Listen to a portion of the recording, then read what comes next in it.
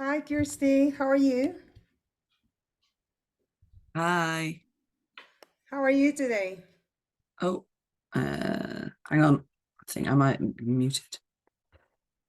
I can hear you. No, it's my volume was off. Oh, I see that. There we Okay, go. great. Okay, thanks for your Um, time. And see, we have a lot of students that have registered. So let's see how many of them are going to access to it. okay. I'm just in my hotel room, so I'm just gonna try and do the lighting so you can actually Okay, see me. sure. No problem. Hi, Karen. Hi, Is that how better? are you? I'm very, very jet lagged at the moment. I'm so sorry. I think It's No all I, I what right. think I, time?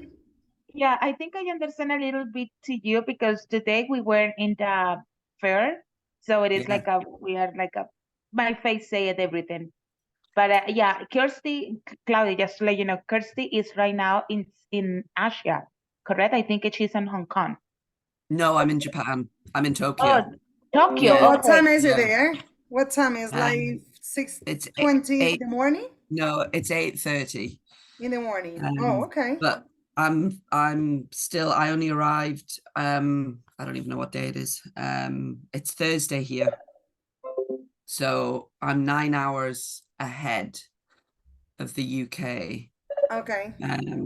So So apparently it's they're still working. Yeah, so But, probably like a 12 hours for us, right? Like a yeah, 12. Okay, we have some students. I'm gonna give them the access and just Okay. okay. I've got my PowerPoint ready to go. yep, no Um problem. Just let me so know when you're ready so I can just make you as a host so you can just share your presentation, okay? okay. So when the students are in, well, I'm ready. Yeah, But I I'm just suppose we can let's wait just for a we few have people to some. Yeah. arrive. Yes, Yeah. because the webinar is supposed to start at 6:30, so Okay. we have 2 minutes Okay, just to give perfect. them access. Hello, Kirsty. I'm sorry I didn't put on my camera. This is Who? Monica. Oh, right. I can just see 57319. Yeah, I'm sorry. I couldn't have the option to change my name there. It That's would took me okay. straight to the meeting, so yeah. Don't worry at all. Don't worry. So welcome 57319. Yes. So pleased you Thank could join you. us. Thank you very much. Well, I'll be here around just listening to the information just in case, anything or any support you need, Cloud, just let me know, all right? Thank you, Moni. Okay. So I'm just gonna give you, let's see. Yeah, let's Hi, Kurt. wait for 6:30 and to start. So just gonna wait for a few more minutes, like 5 more minutes.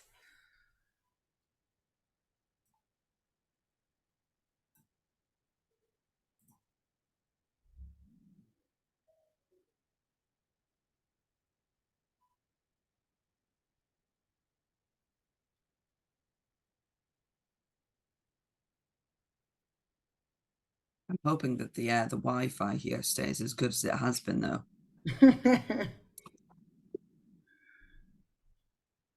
Are you going to stay for a while there? I'm here in total for 9 days, and then I fly to South Korea. And then I think I'm in South Korea for about 6 days. So it's a Okay. it's a fairly long trip. Yeah, I see that. Um, it's just the jet lag. Definitely. Okay.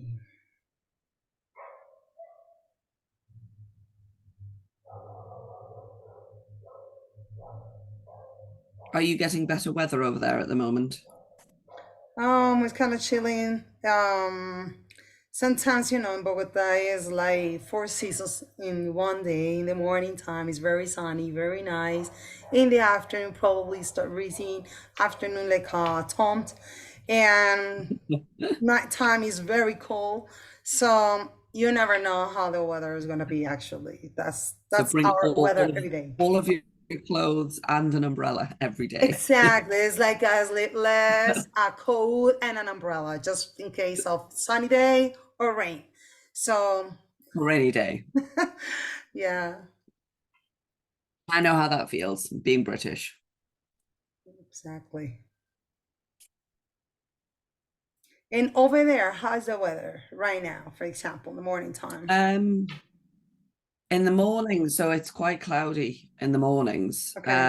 Apparently we're expecting rain for the rest of the week, which is a bit disappointing. But when I arrived, it was 18 degrees, so it was a pleasant temperature. There was blue sky. Oh, I Um, see. I was, I was like, oh yes, I'm gonna, have proper time to look around Tokyo and enjoy the weather and things. But apparently it's gonna rain for the rest of the time I'm here, so. Who Oh, knows? Who knows? And when it rains here, apparently it gets very, very cloudy. oh, I see. So, yeah, like low down in the city, though, not just right up there in the sky. I see that.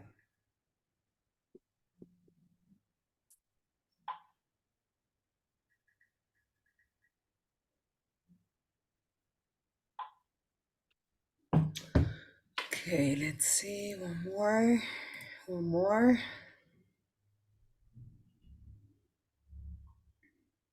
So it's 6:29. So let's just keep a few more minutes.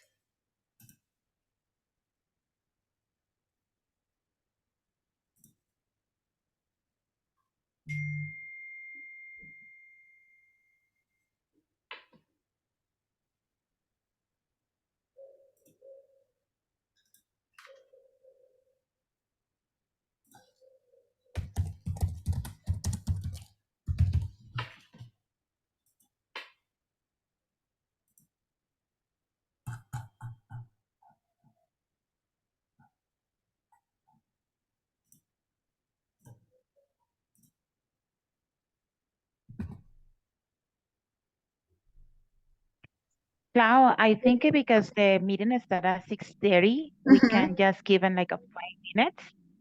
Five, yeah, just to the people Yes, to we're arrive. gonna. Yeah, thanks. Yeah. Yeah. Okay, no, thanks to you. I'm Bueno, just going to turn my video. mientras tanto, buenas tardes a quienes nos están acompañando en este momento, quienes ya ingresaron. Muchas gracias por su asistencia. Estamos dando unos minutos para las otras personas quienes estarán ingresando. Así que gracias por la paciencia y en unos minuticos ya podremos dar inicio a nuestro webinar de hoy.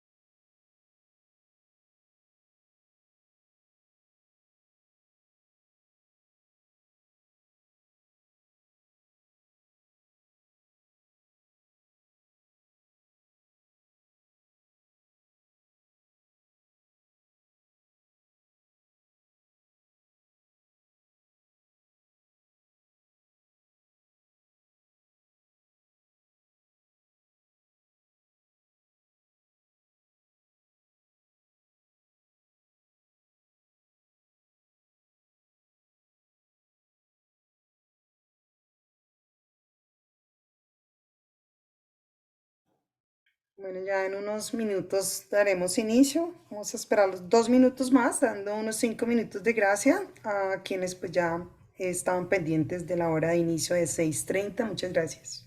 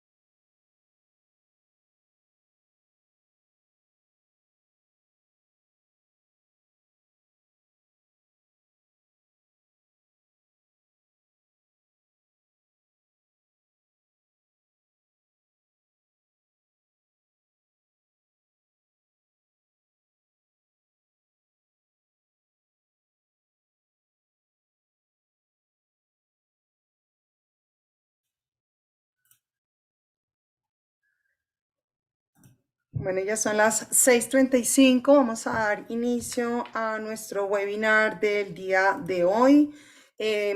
Gracias nuevamente a todos nuestros asistentes.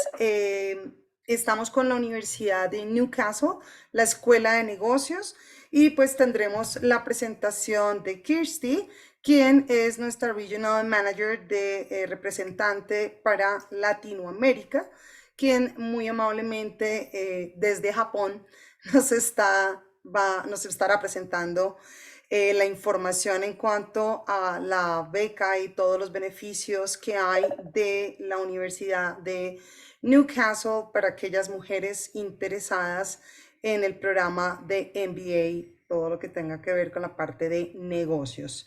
So thank you, Kirsty, for your time. We do appreciate it. Everyone is ready to listen to you. So thank you again for joining us today. So I give you the space. Let me just provide the hosting. So you're ready to share your presentation. Right, Thank you. right. I'm going to let technology do its thing. Let's see if we can do this. So thank you very much for having me. I do appreciate it. I know it's about 6:30 your time. I'm going to say greetings from Japan. I'm currently traveling in Tokyo, so I do represent Latin America. It's one of my favorite places to visit when I'm coming to chat to students who are interested in studying in the UK.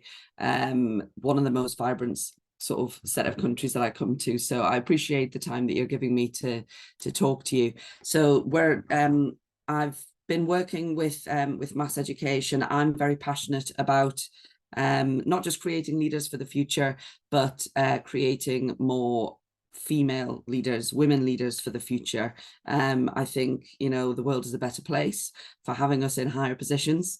And certainly further education in some way or another is always beneficial. So I hope that what I tell you or what I'm talking about today is going to be interesting. Of course, please do pop questions into the chat.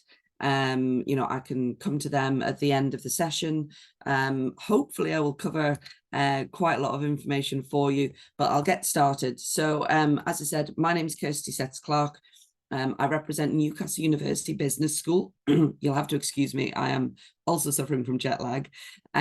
So the business school is it's the largest school in the university, and we are based in Newcastle. You can see here Newcastle City Centre is in the city of Newcastle. It's the capital city of the northeast of England.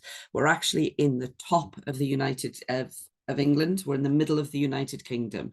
So when it comes to a travel destination, you can fly directly into the city. We've got an international airport, and it gives you easy access around the rest of the United Kingdom, obviously for traveling, for the networking that we do, but also for being a tourist. We'd hope that you're going to enjoy your time while you're with us in studying your MBA. Ooh, let's see if I can move this down. There we go. So we have got a large river that runs through us called the River Tyne, and we are quite partial to a bridge. There's about 7 bridges that cross the River Tyne. This one on the screen now that you can see all lit up for the New Year's Eve celebrations is called the Millennium Eye. This actually winks, so it opens, so it tilts. And on the right-hand side, the sort of the wavy mirrored like building you can see is a purpose-built music venue. So you can go and watch anything from country singers to opera to pop singers in their orchestras. The acoustics are incredible. And on the left of the picture, you can see the Baltic Flour Mill. We're an old city. Our history is from coal mining and engineering, a lot of factory work, textiles and flour milling, and we don't want to get rid of the history that we have in our city. So instead of knocking down all of our beautiful old buildings, we actually try to repurpose them, as well as adding new modern buildings onto our brown land space, and that gives us an incredible mix of old and new architecture. So it's a beautiful city for that reason, and it's the quayside area is an amazing place to be for nights out, restaurants, just having a walk. There's a market there on a Sunday, where you can go and pick up trinkets and things. So that's a lovely place to be. It is a student city. There are 2 large universities in the city, and we are one of them. The 6th best student city ranking is actually voted for by students. So that's not the universities telling you, that is students sort of sharing how they feel about the cities. When it comes to affordability, we are in the top 10.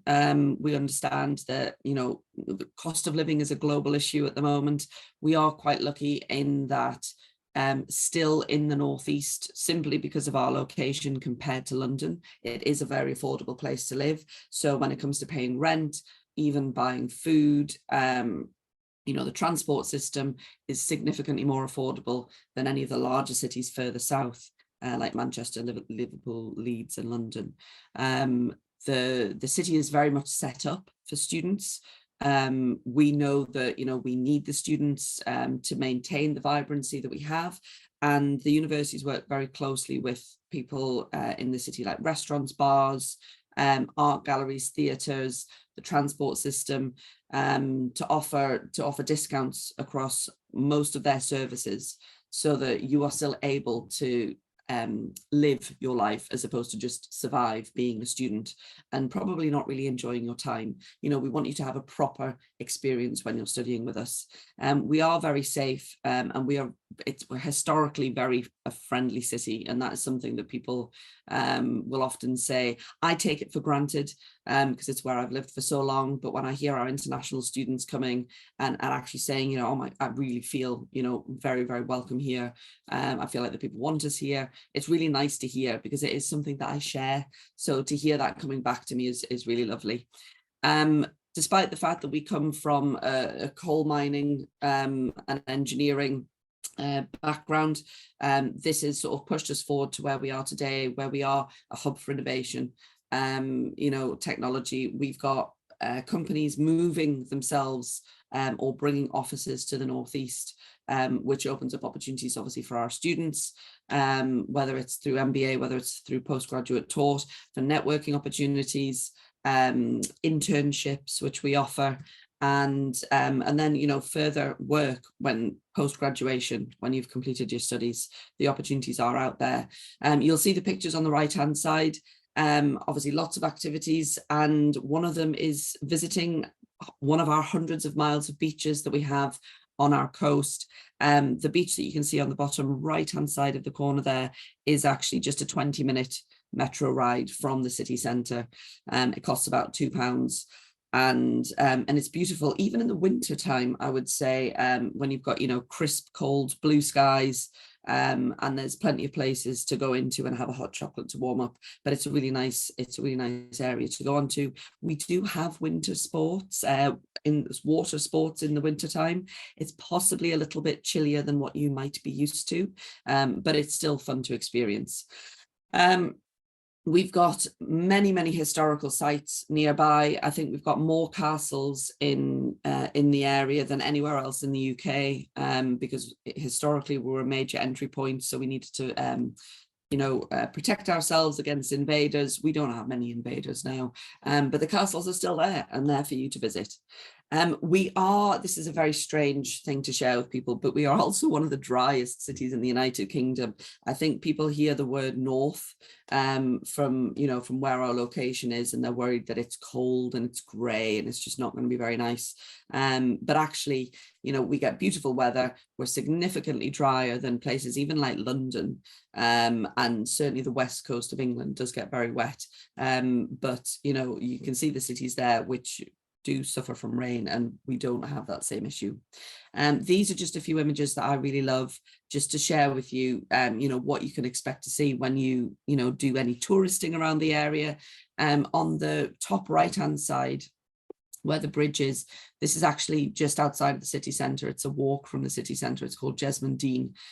When we say that you can get away to nature in sort of 20 to 30 minutes walk, we really do mean that. It is literally right just there in the city centre, and there's coffee shops, but it's just a lovely, beautiful place to get away from it all, to sort of like reset, decompress, take a deep breath, because studying can be quite an intensive thing.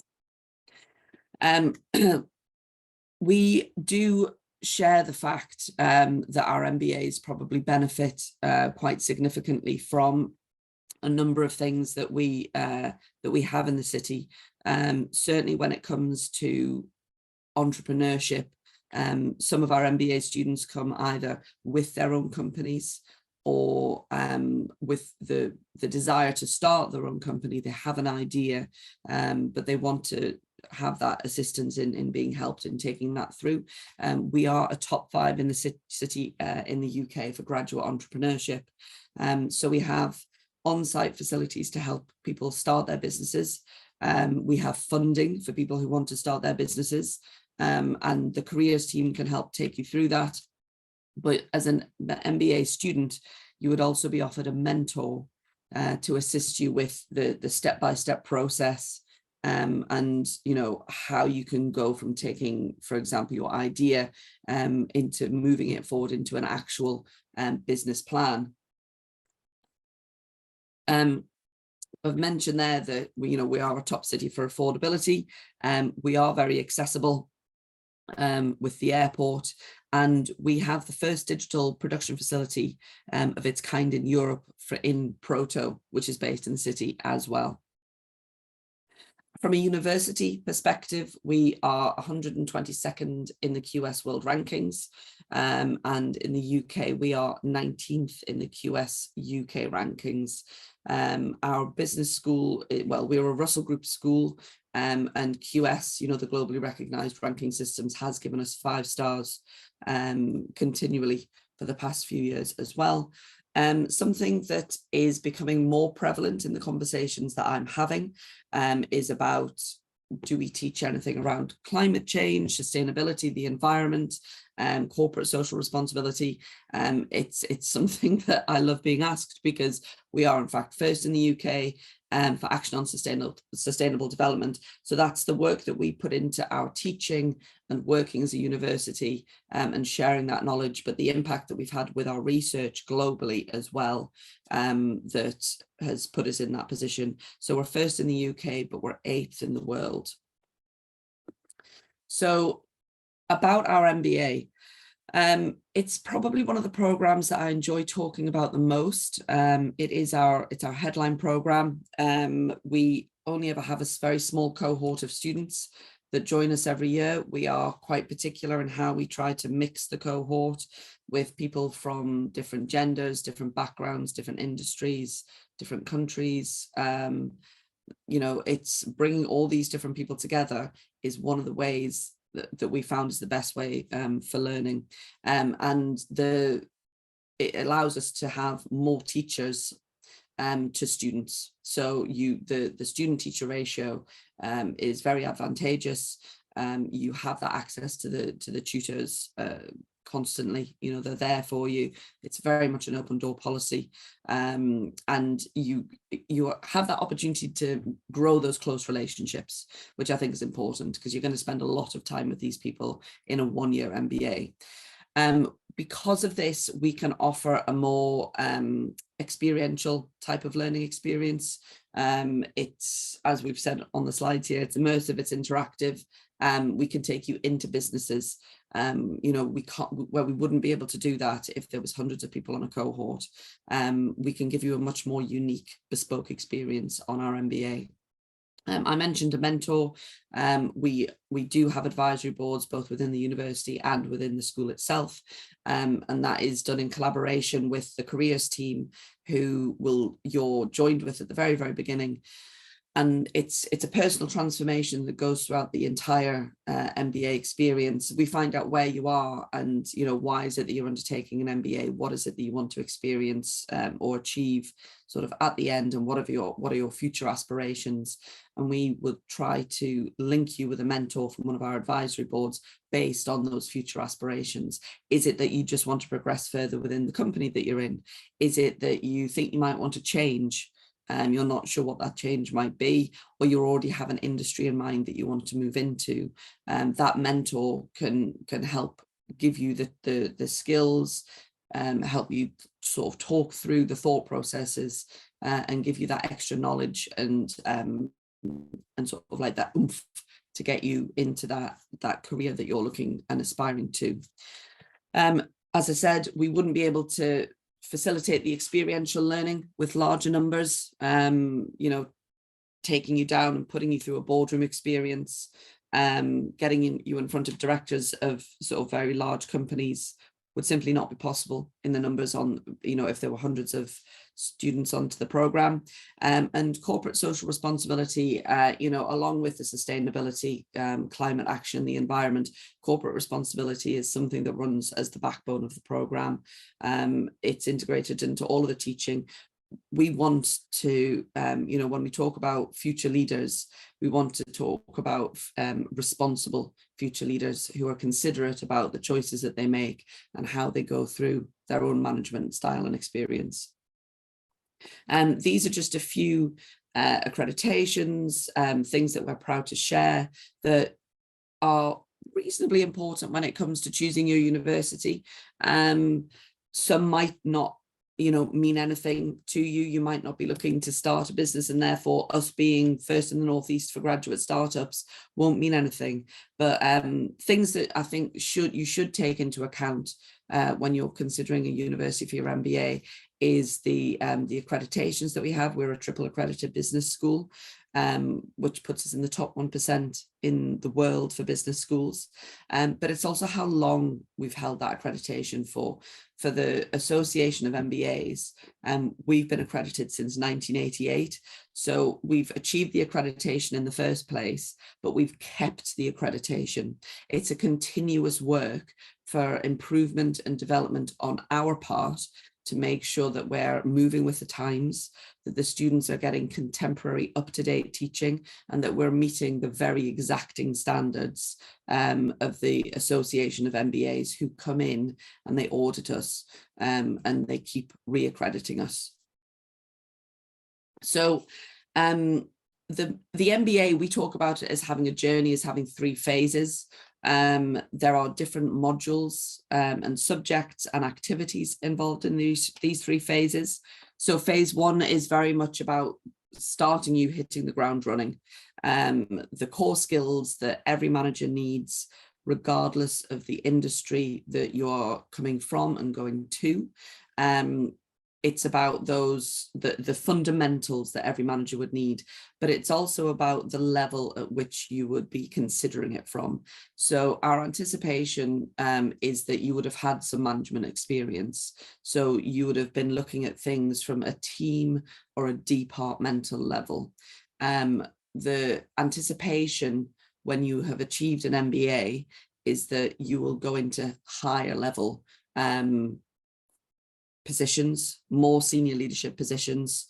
And so we are going to be starting you to think about, when you're coming at a problem, when you're coming at an issue, to come at it from more of a strategic, higher level position, because you're not going to be looking at it departmentally. Often you'll be looking at it from a business or a company perspective, and it's a very different thinking process because you've got a lot more factors in place.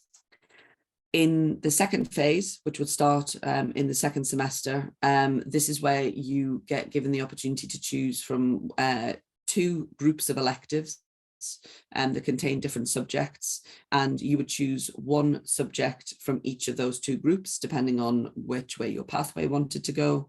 And the academics can help you sort of make those choices, depending on, you know, where you want it to be when you graduate.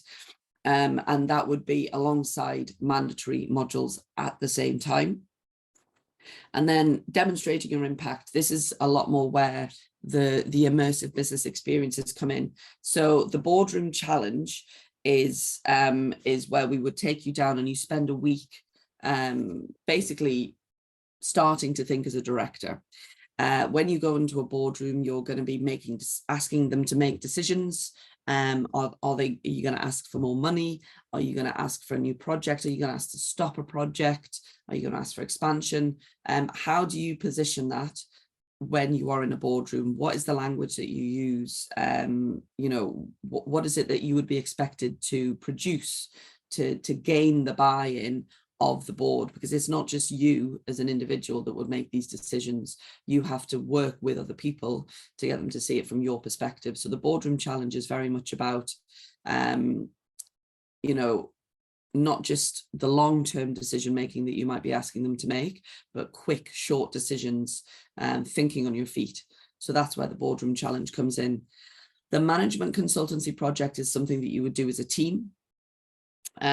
Companies would bring their problems that they might have, or processes that they want to develop, things that they might want to change, and you bid to work with those companies as part of a team, and they would then choose whichever team they wanted to work with. You always get to work with one of the companies that comes to us, but this is about the teamwork, and being able to show that you can collaborate, that you can still lead as part of a team, but you're also able to follow, because there may be someone with better experience, better knowledge. So it's knowing who you can rely on, and not just always trying to be the person that is the one pushing forward.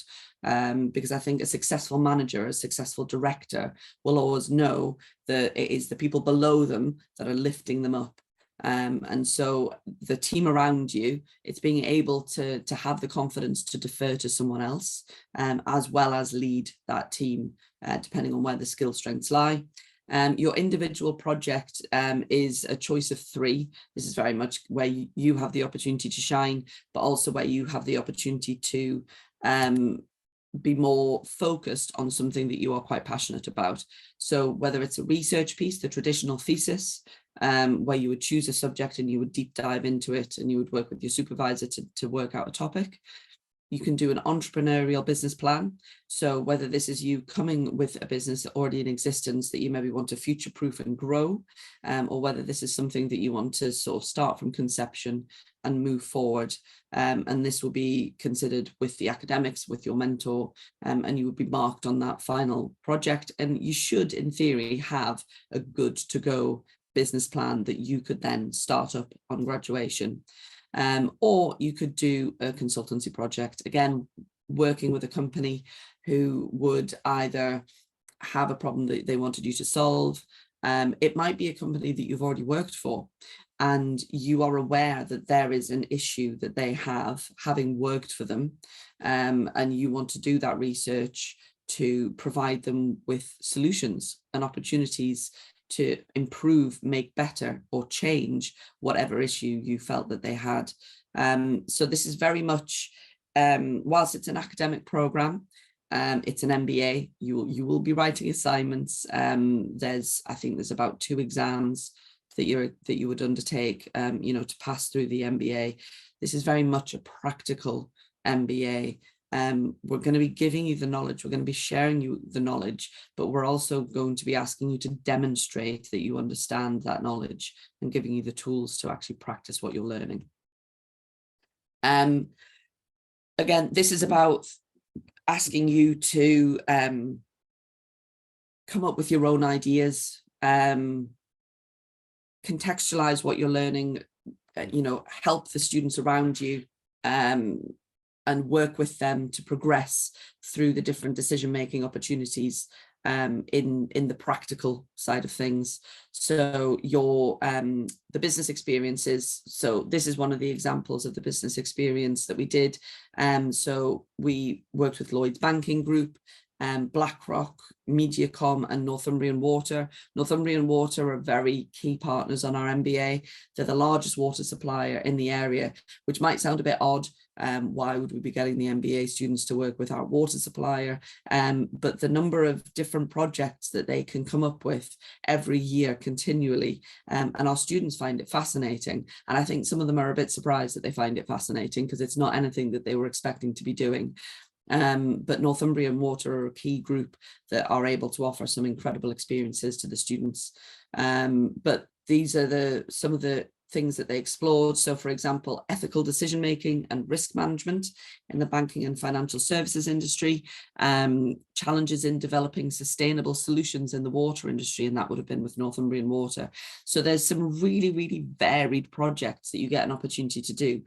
Potentially not anything that you're going to go and work in, but you will have the experience of working in a very, very different environment to what you're used to. I think that's key when you're looking to the higher level positions. You know, the environment's going to change quite frequently. You're going to have to adapt with that. It's going to be a very different place to being in a smaller team or a department than we would be expecting you at a senior level. So these are the sorts of skills and tools and behaviors that we would expect a student who has graduated with an MBA to develop and then further graduate with. So exercising initiative and personal responsibility is a key one. We had some students come in September of last year, and it was incredibly interesting. We've some very, very strong females on this year's cohort, and two of them I've worked quite closely with for presentations and sharing their experiences. And one of the really interesting points, and I think she was surprised to be saying it as I was hearing it, is she said, I thought that, you know, I was a great manager and that I knew a lot about managing. And, you know, and I thought this was just going to be me getting the 3 letters of MBA after my name so that then I could, you know, get those director positions that I'm wanting. But it turns out that I have got so much to learn, and I'm a good manager, but I don't know everything, and that's been hard to take. And so, and for her to say that was I think she was quite surprised to be saying that. I don't think she ever thought that she would be admitting that she had a lot to learn. But it goes to show that the MBA does introduce to people of a variety of different experiences just how much there is still to learn. And that's about the personal responsibility and of, you know, understanding where we are at, but where we can still get to. What questions are you asking? Are they the right questions? You know, who are you relying on? You know, the different complex decisions that you're going to be asked to make, fast changing environments, the unpredictability of situations. You know, is that what you're going to be able to do? Are you going to be able to adapt and handle those different situations? Communication skills. You know, you're going to be communicating across a variety of different levels, from the very high to team members to, you know, but within the academic sphere, you know, we've got executives, we've got your mentors, we've got business leaders coming in. You know, your communication skills are going to be key. We give you those opportunities to learn those. But the MBA learning doesn't just finish when you graduate from your MBA. Continual professional development is certainly something that we that we offer, whether it's through free courses that our alumni and our careers team have put on that you can join for networking events, knowledge sharing, anything like that. I think when you've done an MBA, you understand the value of continuous learning, continuous development, staying on top of trends, always pursuing to be better. So, these are just a few of the skills that we would expect an MBA to come out with. Now, on to the administrative side of things. From an academic entry requirements, we would ask for a 2-1, and I'm not quite sure if these are your what you would recognize in your bachelor's, but we've got all the information on the website for people from Latin America. I predominantly go to Mexico, Peru and Colombia, but the entry requirements are broken down into, if you were going to get a 2-1 in the UK, what would we expect that to look like from your country in a bachelor's degree, and is it a 3 or a 4-year bachelor's? Now, lower than a 2-1, and I will come on to this later, we do expect management experience. Lower than a 2-1 for us would mean that the number of years management experience would have to go up, essentially. So with a 2-1, we would be looking for a minimum of 3 years managerial experience. So we would expect to see that you had been in work for between 5 and more years in a work environment, and that you would have progressed into a managerial position. We do know that not every position holds the title manager. So it's not that you have the title manager in your work title, it's how you demonstrate your responsibility at work. So when you're sending us your resume, we would want to see you demonstrating the sorts of experience that are here on the slide.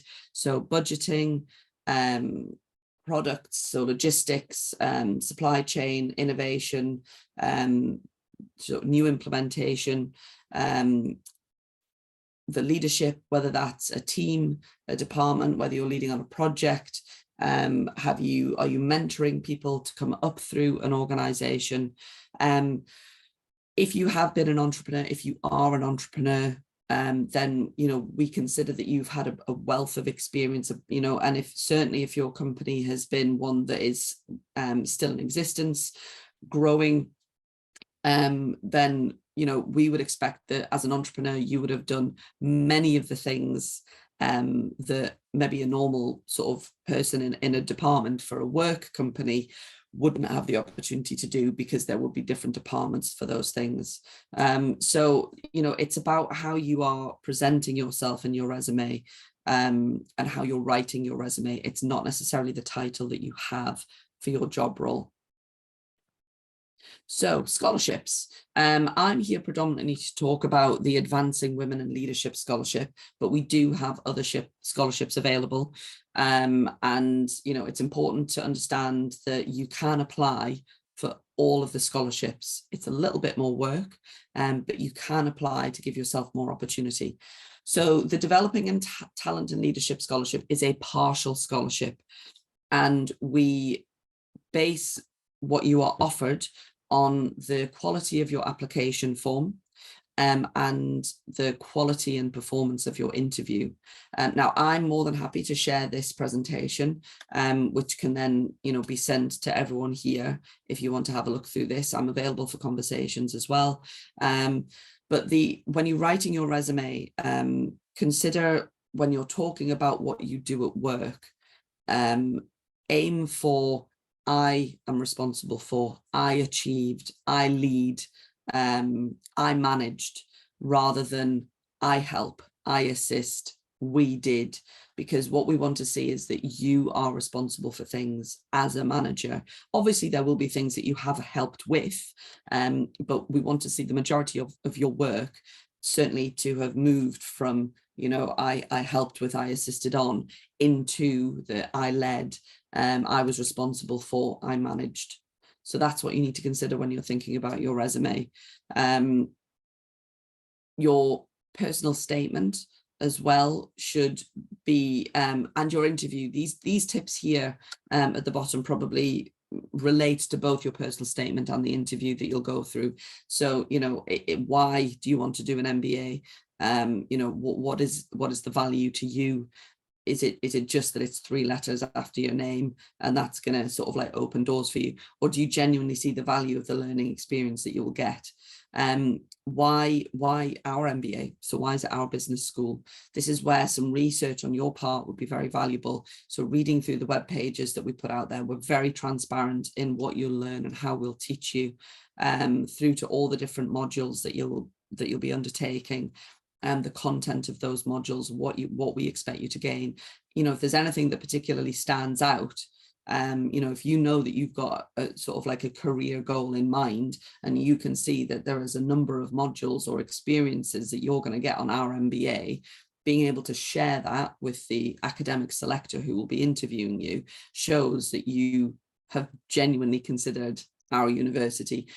You know, we do want people to do our MBA, but we want people who want to do our MBA. So, you know, I have seen examples where people have copied and pasted an application form to a number of universities, but they never changed the original name of the university. So we get your application form applying to Manchester University. You know, we might give you, you know, an interview, but if we think that you really rather be somewhere else, then, you know, it doesn't look good. It would be the same as applying for a job and putting the wrong company on your application letter. So it's really, really key to think about those things. Why us also from a location perspective, the size of the university, the academics that we have, the opportunities that you might get. You know, if you want to be in a massive city, you know, bustling, then Newcastle might not be the place for you. We're a bustling city, but on a much smaller size. You know, you can walk around from one side of the city to the other in 20 to 30 minutes. So we're not London. So if you've got your heart set on being in this sort of like crazy city, stressful sort of area, then Newcastle might not be the place for you. So you have to make that decision as well. What are you going to bring to the classroom? What is your unique selling point that is going to benefit the people that are in the classroom with you? Is it the industry that you come from? Is it where you come from? And you know, this is something to share with the interviewer. What experiences have you had that you can share when it comes to the classroom discussions that will benefit the people that are going to be on the MBA with you? We ask everyone the same question, so we would expect, you know, you to benefit from your colleagues as much as your colleagues benefit from you. And then finally, you know, when you graduate, thinking about the fact that you're going to become a member of our alumni community, you know, what can you give back? We know that our alumni on our MBA, I work with alumni from 10, 15 years ago who still engage with us, who want to share their experiences with the future students. You know, and the MBA has changed quite significantly from when they were doing it, but they had the same experiential learning, the same immersive experiences. Academics might have changed, but, you know, they had such a sort of a life-changing experience that they still want to share that. So, you know, when we say, what can you give back? We don't think about the, you know, can you donate financially to us? It's more, can you give up your time, or would you be prepared to meet us when we come to your country? Could you offer an internship, for example, when you go into the world of work? Could you bring on students behind you to give them the same experience that you've had? So all of these different things will put you in a very, very good position to be made a higher offer of a scholarship. And I think that is the key thing that we're all hoping for. Now, the full fee scholarships, you have to have been made an offer to apply for a full fee scholarship, and it covers all of your tuition fees. So you'd be responsible for the cost of living. It is a two-step process. So there would be an up between 1,000 and 1,500 word essay, and then an up to 1,000 word personal statement. There is an essay question that relates to the title of the scholarship. And obviously each essay question would be different because the titles of the scholarships are different. We do provide what we call a marking matrix that the academics use to mark the essays, and all the essays are anonymous. So they're not based on your interview or your academics. They are based on the quality of these essays that you're going to write. The marking matrix is very clear about top scores. What does this look like? What are we expecting to see in a high quality essay that we could mark at the highest? And also, you know, what's not a good essay? What should you not be doing? So it's key that you actually read and understand the marking matrix so that you do understand what the academics are looking for. When it's referencing your sources, think about when you were at university, when you were writing your assignments, where were you getting your information? So if it's, you know, and there are various different referencings out there, we use the APA referencing system. We don't expect you to use the same system that the university would use. There's the Harvard referencing system. You know, it's, if it was Johnson in 2003 in the Journal of Business Studies said, you know, then that's you referencing your studies, that we can then go back to check if that was actually said. It's about supporting your arguments. You know, we want to see what your ideas are, but we want to see that it's not just some sort of like crazy thing that you've pulled out of the air, but also that you're not taking other people's ideas and calling them your own. Because, you know, that is what the research out there, and our academics would recognize that that was happening, because obviously they are leaders in their field. So it may be that they have read that research already, and if you're plagiarizing, then that would be called out, and that would take you out of the opportunity to get the scholarship. So referencing is key. Spelling and grammar. The personal statement, you know, like thinking about how that might impact on your future career. Again, the why have you chosen Newcastle University Business School? The personal statement is relating to your experience for, again, the title of the scholarship. So if you're going for advancing women in leadership, have you had experience in, you know, bringing women through the ranks beneath you already? Have you mentored anyone? Is there anything that you do for charity? Do you do volunteer work? You know, is your idea for a business something to do with bringing women forward? And that would be the same for responsible impact and sustainable leadership as well. Think about the title of the essay, the title of the scholarship, and your experiences that you can align to those subjects when you're writing your 1,000 word personal statement. Now, obviously, we do an MBA, you know, you have a great experience, but essentially what we're wanting is employment.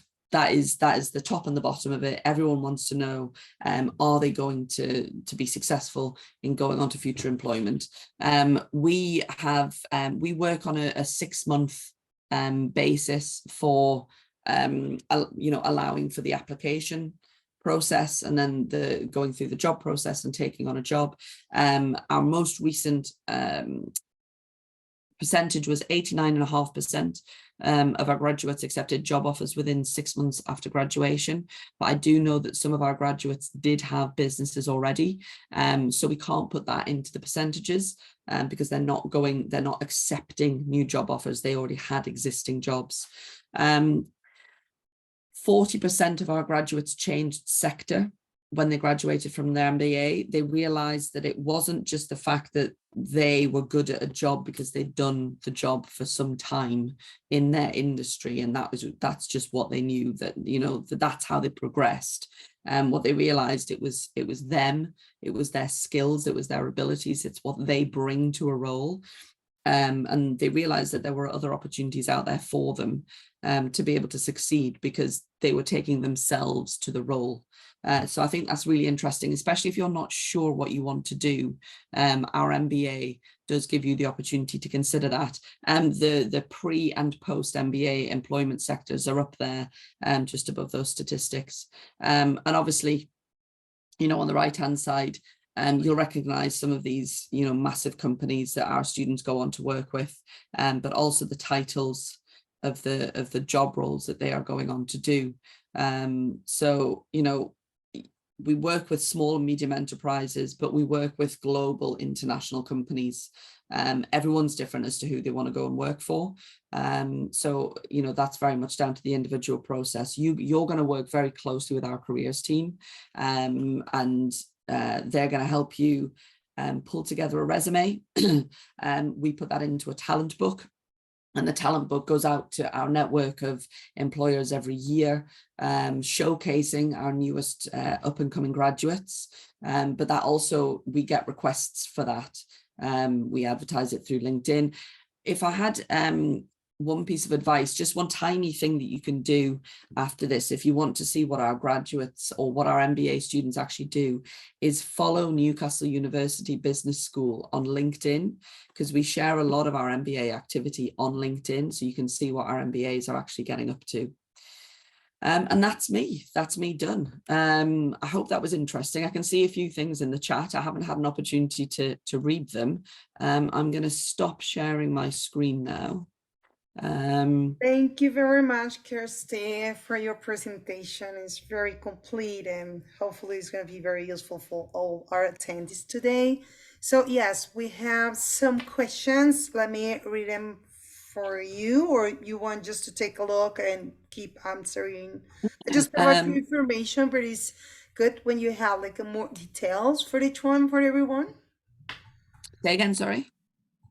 So let me just, you want me to read it for you, or no, I can see. Okay. I've just opened them up there. I can see Paula was the first. Hello, Paula. Thank you for asking a question. I'm hoping that at the end there, I covered all of the requirements, but if there's anything that you're not sure of, obviously let me know. The website, I hate sort of directing people to the website, but it's the best place to find anything, especially if in your search engine, the easiest thing to search for actually is Newcastle University International Students, and that will bring you up to our international pages, and you can actually search for the country that you are from. And if you are from, say, Colombia, then you could, it will bring up the Colombia page, and on there it would have the entry requirements that we expected in your university bachelor's qualification title. It would give you the fees and the funding for various different programs. It would also tell you, and I'm going to go down to Estefania as well here, for any types of financial support. So we work with Cofuturo, for example. In Mexico, we work with FUNED and FIDER. So it tells you the different discounts that you would get through the scholarship schemes and the loan schemes that we work with. So Newcastle University International Students, and then search for your country, and that will give you all that information. I'm obviously here, you know, I'm happy to share those things as well. So we do not require, Paula, we do not require GMAT for our MBA. It's more of an American qualification. We actually find that it's, the research shows that it's not beneficial for women. It can actually sort of hold women back because of the type of testing that's done. So we don't ask for a GMAT. We do, however, recognise it if you have undertaken it. You can give us your score if you have already undertaken a GMAT. That is on the MBA pages. It will not impact you if you've taken it and passed. It will not impact you if you have never taken it. So simply because it's not in one of our requirements. Let's have a look. If you want to prepare all of the scholarships. So May, I would say you could probably take one personal statement. So if you want to present all of the scholarships, must you do a personal statement for each one? It's a very good question. What I would say, in all truthfulness, is you could probably take the skeleton a plan of one personal statement, but you have to genuinely be able to you know, align and find commonality with what we're asking for in the title of the scholarship. So you would have to be able to demonstrate that, you had, responsible impact somehow, whether that's changing something in the company that you work for, bringing in something that's going to help go towards corporate social responsibility, or improving climate change, or getting the company to think about something that would make responsible impact, for example.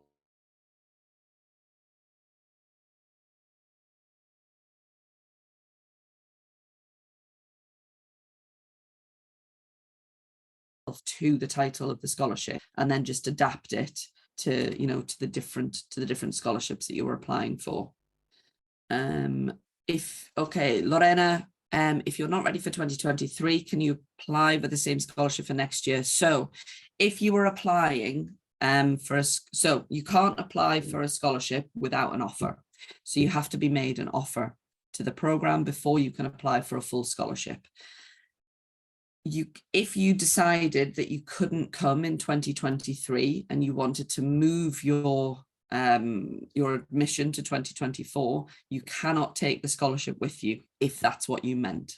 So if we awarded you a scholarship, whether it was a partial scholarship or a full scholarship, you cannot move that to the following year. We would look at your application and your interview notes again for a partial scholarship, and you would have to reapply for a full scholarship. However, if you wanted to wait for 2024 entry, we do always offer a very generous suite of scholarships, including full fee scholarships. So it is likely that there would be a very similar offer available for 2024 if you wanted to wait. If you don't have all the admission requirements, so Natalia, unfortunately for the MBA, we don't offer a pre-masters. This is where the management experience is important. If it's an MBA that you're interested in, sometimes I do counsel patience, because if you haven't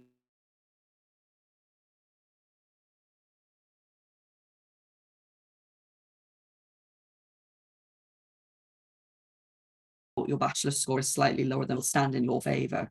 We have examples where we have students who have never studied a bachelor's, but they've got 10 years of very, very strong, high level management experience, and they've joined us on the MBA. It's because they've gained their knowledge through their workplace experience. So we can do that. So if you were slightly lower on your academic entry requirements, and you were very, very keen to do an MBA, that is where I would say plan a little bit further for the future and focus on getting that management experience at work, and developing yourself that way, so that when it comes to your application, you can demonstrate that you have a much broader, deeper understanding already of the management experience that we would be looking for. So whilst you can't do a pre-masters, you can have a bit of patience, I suppose. If you were talking about a standard MSc, then yes, you can do a pre-masters. And I certainly know that the ladies here at Mass Education can talk to you about that. So that would be for a standard MSc though. What would be a good equivalent for an MBA and a Master of Business? Natalia, I'm going to have to ask you to explain that question a little bit, because I'm not sure what you mean by a good equivalent. As in, would it be better to do an MBA or would it be better to do an MSc? Right, maybe that's my understanding. I'm going to go with what I think you're asking me. So it all depends what you want to achieve. An MBA is a really valuable qualification. It gives you the opportunity to practice what we're teaching you. An MSc is very much more a taught program. The emphasis being on taught. So whilst, in an MSc, we do offer some practical experiences, it's not the same as an MBA. You wouldn't expect to step into a higher level position or see your career sort of go from here to here with a standard MSc. So And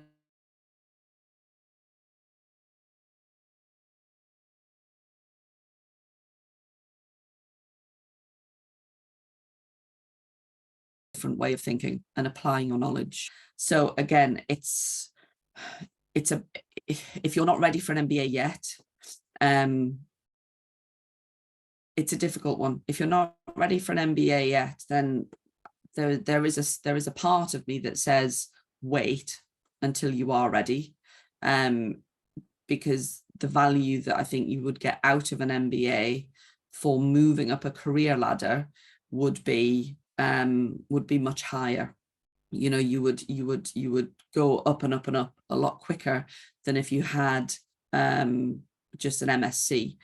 A lot of people are getting a master's now, an MSc, because having a bachelor's is just normal. So in order to have that extra edge when you're applying for jobs, a lot of people are doing one, sometimes even two masters, depending on where you're coming from. In Italy, it's very common to do two masters to get the best jobs. So it depends what you want to do. Is it because you're starting your career and you need to have an edge to apply for good jobs, then an MSc will be valuable. If it's about having a very high career trajectory, and you know, really having an extra edge on people that haven't done an MBA and are in leadership, and you know, and showing that you've got that to employers, then I think an MBA is more valuable. If you're already in the world of work and you're already progressing, I think an MBA is more valuable. Where are we going? So May. So if you want to apply for Col Futuro, they open at the beginning of 2024. Oh no, so if you're going to be applying to Col Futuro for 2024, then yes, you should wait to apply for the MBA in, you know, I mean, you could apply in January. I would say probably apply before the Christmas of this year. So our application portal opens around the end of October 2023 for 2024 entry. So I would wait until the end of this year before you apply to the MBA, so that you know if you've got an offer. The full fee scholarships are generally not advertised until January, but you would be made an offer for your partial scholarship. But yes, you would have to wait for 2024 entry. So you can start thinking about an application form. You can start thinking about a personal statement. Like, I'm more than happy to have conversations. You know, if you wanted to help on where to start, there's a lot of information on the website as to what we would look for in a personal statement and things. But yeah, wait until it's academic year 2023-2024. So you'd be looking at the end of this year to applying. So Paula, even if your degree is in law, but you have experience in leadership and administration, you can apply for the MBA. Absolutely. Yes, absolutely. So the MBA is open to anyone from every industry. That is actually the point of an MBA. And I think when people say, oh, it's a general MBA, like that's a bad thing. If you were to do a focused MBA on a very, very particular subject like finance or logistics or something, you've boxed yourself in, because that is then going to be all of your knowledge and experience on one very, very specific subject. Whereas a general MBA has, in my opinion, has so much more value, because you are meeting people and learning with people from a variety of different industries and all these different businesses and countries who have, and depending on what sort of job you have will depend on how you approach a problem.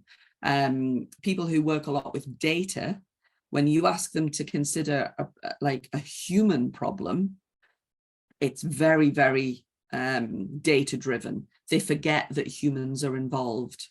Whereas when you ask someone who's potentially worked in a more people environment to consider a human problem that has financial implications, they forget that you still need to consider the financial implications, because you still want a business as well as the humans. So I think, yeah, coming from, and so your question, because your degree is in law, perfect. You know, what you can bring to the classroom will be different from someone bringing engineering or medical or mining, you know, experience. You're all going to have these really, really varied and exciting experiences that you can learn from and bounce ideas off each other. And when it comes to, you know, working in the, you know, in the work environment, you've got a more sort of colourful way of coming at problem solving. And that's what having the MBA, that's why it's of benefit, because it gives you that really open mind to think about things. And Natalia and May, you're more than welcome. Thank you for asking questions. I always enjoy being challenged. I hope it's been useful. There's no other questions. I don't know if anyone wants to be brave enough to pop the camera on and ask me, or just pop it into the chat box. But if there's anything I've not covered, let me know now. Here is Maria. Hi, May.